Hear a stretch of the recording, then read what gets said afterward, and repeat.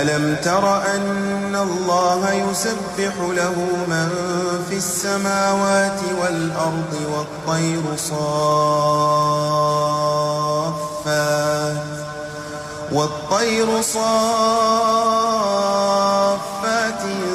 كل قد علم صلاته وتسبيحه والله عليم بما يفعلون ولله ملك السماوات والأرض وإلى الله المصير ألم تر أن الله يزجي سحابا ثم يؤلف بينه ثم يجعله ركاما فترى الودق يخرج من خلاله وينزل من السماء من جبال فيها من برد